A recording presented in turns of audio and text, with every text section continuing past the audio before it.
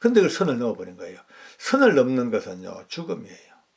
참 안타까운 역사는 말이죠. 오늘의 거울이고 현재의 교훈입니다. 다윗 임금이 오랜 세월 동안 장인되는 사울 임금과 갈등 끝에 결국은 왕이 됐습니다. 통일된 이스라엘의 왕이 됐습니다. 그런데 왕이 됐지만 아직도 내정은 불안하고 외세도 불안하고 그런 상태입니다. 그런데 이 기회를 틈타서 아들 중에 하나가 압살롬입니다. 아들 중에 하나가 반역을 일으켜서 아버지에게 반기를 들고 아버지를 죽이려고 그냥 막 군대를 동원해가지고 쳐들어간 게 쿠데타가 벌어진 거예요. 그러니 이 보통 일이 아니지 않습니까? 그러나 이 다윗 임금은요, 도망가 버립니다. 왜? 아들하고 붙어 싸워봤자, 이겨봤자 우짝에서 아들 죽이는데. 그러니까 도망가는 거예요. 군사를 이끌고, 궁녀들 끌고, 피난 행렬이죠. 도망가는데, 그 꼴짝이 건너편에서 오늘 우리가 마음에 담아야 될 시므이라는 사람이 있어요. 시므이. 이름이 좀 이상해. 시므이. 이 시므이라는 사람이 누구냐면은 사울 임금의 친척이에요. 그러니까 반감이 보통 아니에요. 우리 친척, 우리 이 사울 임금을 죽고 난 뒤에 저 원수 같은 다윗이 왕이 됐단 말이에요. 그러니까 그거 마음에 들지가 않는 거예요. 그런데 그 다윗이 왕 되고 얼마 안 돼서 아들이 반란 일으켜가지고 쫓겨 도망가니까 얼마나 속이 시원하고 고소했겠어요. 완전히 말터니가 빠져들었지. 얼마나 기분이 좋아. 그러니까 맞은편 꼴짜기에서 계속 따라오면서 이걸 놀리기 시작합니다. 가거라. 다윗 임금이 얘기해. 가라. 피 흘린 자여, 손에 피 얼마나 많이 흘렸냐. 피 흘린 자여, 사악한 자여, 가거라. 진짜 열받게 만듭니다. 왕인데. 예. 그를 수행하는 장군들이 건너서 죽여버리겠습니다. 목을 쳐버리겠습니다. 그러니까 다윗이요, 말리더라고요. 놔둬라. 가만 놔둬라. 하나님께서 저 사람을 통해서 나를 저주하라고 시킨 거 알겠나? 내 자식도 나를 죽이려고 하는데 하물며 사울의 친족인 저 사람이 오죽하겠냐? 이해를 해주라. 그리고 혹시나 오늘 이 지금 엄청난 이 저주 때문에 여호와 하나님께서 나중에 선으로 갚아줄지 어찌하냐? 라는 이야기를 합니다. 참 진짜 탁월합니다. 결국 성경 말씀대로 예수 안에 있는 자들은 모든 것이 합력하여 선을 이룬다는 이 말씀이 이미 다윗을 통하여 먼저 선포된 것 같아요. 어쨌든 회복되고 난 뒤에 이 시므이가 와가지고 결국 이제 다시 다윗 앞에 무릎을 꿇고 전하, 제가 죽을 줄 졌습니다. 그날 제가 완전히 미쳤습니다. 용서하십시오. 살려주십시오라고 이제 구명운동을 벌립니다. 그러니까 다윗이 거기서 일단 용서를 해줘요. 알았다. 내가 너를 내 칼로 죽이지 않겠다. 알았다. 그냥 갈 거라 하고 그냥 돌려보내버립니다. 집행유예로 돌아갑니다. 근데 집행유예를 받았지만 그거 얼마나 마음이 조마조마했겠어요. 언제 왕의 마음이 변해가 자기를 그냥 쳐볼지 모르니까 어쨌든 그렇게 물러갔습니다. 자, 그런데 이제 이 다윗이 결국 나이가 많아 죽습니다. 이제 마지막 숨을 거두기 직전 얼마 전에 가만히 보니까 아도니아라는 왕자가 있어요. 솔로몬의 형님이에요. 물론 배다른 형님이죠. 딱 보니까 아버지가 곧 돌아가실 것 같다. 그러면 돌아가시기 전에 빨리 내가 왕이 돼야 되겠다라는 마음에 자기를 따르는 제사장들과 막 대장군들하고 쫙 그냥 포섭해가지고 같이 몰려가서 거기서 셀프 대관식을 준비하고 있습니다. 자기가 스스로 이제 왕이 되려고.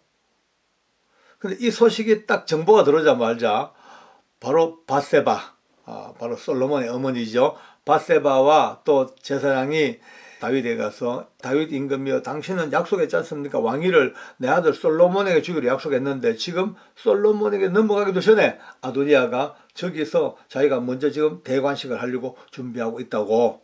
이러니까 부랴부랴 막 급속도로 드디어 이제 왕위 계승식이 벌어집니다. 다윗이 제사장에게 불러 명령하고 만조백관들에게 또 선포해서 내 왕위를 이을 사람은 솔로몬이다 하고 솔로몬에게 왕위를 딱 덮으셔 버립니다.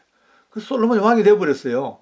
정통적인 왕이 되어버렸죠. 그러니까 이쪽에서 왕이 되려고 했던 아도니아는 순식간에 반역 집단이 되어버렸어요. 반역 집단. 다 흩어져 버리고. 이제는 뭐 왕의 명령이 지엄하니까 솔로몬이 왕이 되니까 모두가 다 벌벌벌 떨지요. 이제 반역자 집단이고. 옛날 같으면 전부 다 한 방에 전부 다 몰살입니다. 형 아도니아가 솔로몬에게 구명운동을 벌립니다. 내 잘못했어. 용서하시오. 나 살려주시오. 나 살려주시오. 형제간들도 왕위 앞에서는 전부 다 피 튀기는 살육전이 벌어졌잖아요. 당연하죠. 살려달라고. 그러니까 솔로몬이 선처를 베풉니다. 형이 선하게만 사신다면 내가 왜 형한테 몹쓸지 하겠소. 그러니까 걱정하지 마시고 선한 일로 사시오. 선하지 아니하면은 형은 어쩔 수가 없지만 이렇게 하고 이제 형에게 약속으로 또 보내줘요. 참 선정을 베풀었죠. 그러면요 감사하게 살고 정말 근신하면서 왕의 권위 앞에 내 무릎을 꿇고 머리 숙이고 살면 되는데 사람이 그렇지가 못해요. 사람이 이게 인간이에요. 인간은요 일단 급할 때 그렇죠. 화장실 딱 갔다 오면요 마음이 또 달라져. 그러니까 이제 볼 때마다 화가 나겠죠. 내 나라인데 이 내가 왕위 계승권으로 보면 내가 솔로몬보다도 내가 우선순위인데 이게 지금 내 건데 어떻게 저 여우 같은 밧세바 저가 우리 아버지를 살살살 꼬셔가지고 이렇게 왕위를 말이야 동생한테 주도록 만드는 이거 생각할 때마다 분하고 부글부글 끓을 거 아니에요. 있었어요. 결국 어느 날 찾아옵니다. 누구를? 밧세바. 솔로몬의 어머니를 찾아옵니다. 밧세바도 솔직히 말해가지고 성경에는 뭐 안 나와 있습니다만 저는 혼자 밧세바를 생각을 많이 해봤거든요. 야 평생 그가 어떻게 살았을까 그 여인이. 예, 남편 군대 가고 난 뒤에 전쟁 중에 목욕하다가 왕에게 발견돼가지고 그렇게 가서 동침을 하게 되고 또 그 합법화하기 위해서 그 전쟁 중에 있는 또 그 장군을 다윗이 불러다가 이제 또 안 되니까 다시 전쟁터 내보내서 도저히 가망이 없는 전투에 선봉장으로 내보내가지고 죽게 만들어라고. 그걸 죽잖아요. 그런 과정을 겪고 다윗의 처가 돼가지고 또 그래서 솔로몬을 놓고 했습니다마는 평생을 두고 그 마음의 죄책감이 얼마나 컸을까요, 그죠? 건강한 삶을 사는 가정을 볼 때마다 얼마나 부러웠을 거고 참 그렇게 있었을 거예요. 그러니까 어느 면으로는 좀 불쌍한 여인일 수도 있겠다는 생각을 늘 해봤습니다. 그 이제 밧세바를 아도니아가 찾아갑니다. 보니까 또 밧세바는 아마 여린 마음에 아도니아를 보는 순간에 좀 미안했겠죠. 또 우리 솔로몬보다도 형인데 제가 왕위를 물려받을 수도 있었는데 내가 죄를 못 받게 만들고 이런 죄책감도 아마 좀 있었을지도 모르겠어요. 그러니까 좀 측은한 마음으로 아도니아를 맞아줍니다. 그래서 이제 아도니아가 내가 부탁이 있습니다. 뭐냐니까 우리 아버지 다윗 임금이 데리고 품에 안고 있던 여자아이를 내게 달라. 성경에 보면요 다윗 임금이 나이 많아 늙어서 몸이 춥고 기동을 못하니까 따뜻한 인간 난로처럼 동녀 아주 처녀 아이 조그마한 처녀 아이를 품에 안고 그러면서 성경에 동침은 하지 아니하였더라 라고 되어 있습니다. 물론 동침할 힘도 없겠죠. 그건 뭐 나이 많은 죽음 직전에 다윗 임금이 어쨌든 그 다윗 임금의 품 안에서 있던 이 동녀를 아도니아가 달라는 거예요. 이거는 아주 노골적인 반역행위입니다. 생각해 보세요.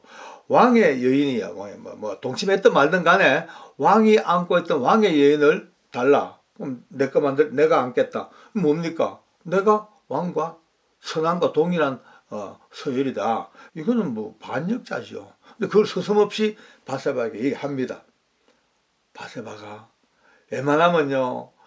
매야 이 고얀 여봐라 당장 하고 가라 하고 해야 될 텐데 이 밧세바가 알았다고 내가 한번 얘기해 볼게 하고 솔로몬에게 옵니다. 와서 이차 아도니아가 그 아이를 달라는데 어떻게 할까? 주는 게 좋지 않을까라고 이제 왕에게 솔로몬에게 건의를 합니다. 솔로몬이 뺑 돕니다. 극대노 완전히 최고로 열받았죠. 열받아가 어머니가 정신이 있습니까 없습니까 이거죠.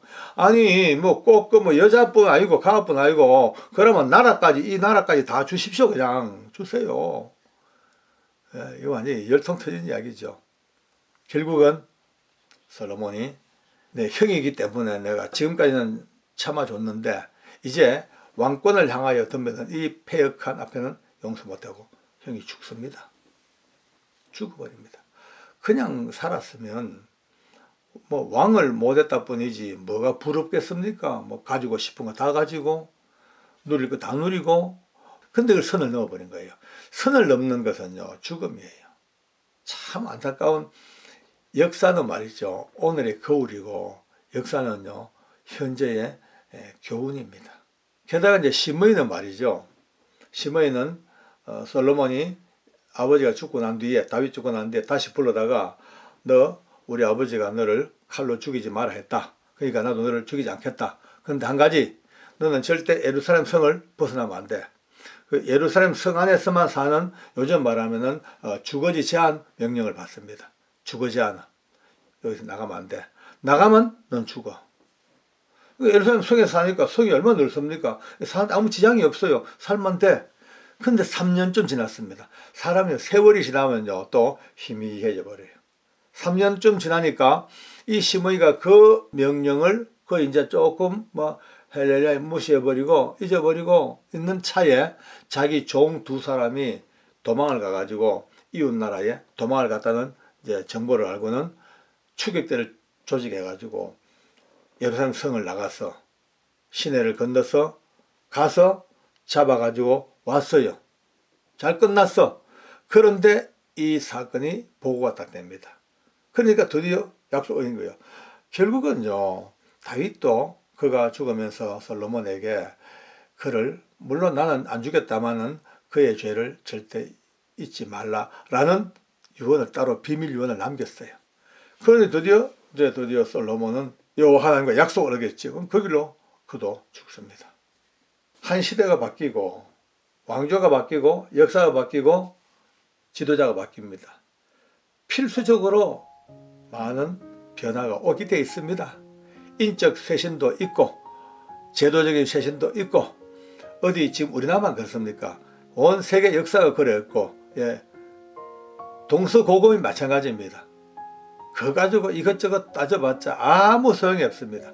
단지 모두가 다 자기 선을 잘 지키고 자기 위치를 잘 지키고 선한 길이 뭔가를 찾는 그런 데우서 모두가 다 신구 세력들이 서로 화합하고 서로 용납하고 서로 공통 분모를 찾아가는 그런 역사가 돼야 되죠. 오늘 이 지금 아도니아, 시므이, 그 다음에 요압 장군 기타 등등 많은 사람의 이야기가 그들 속을 들여다보면요 다들 할 말은 있지만은 사정은 다 있기만은 그러나 그것이 모든 것들을 다 대변하지 못합니다.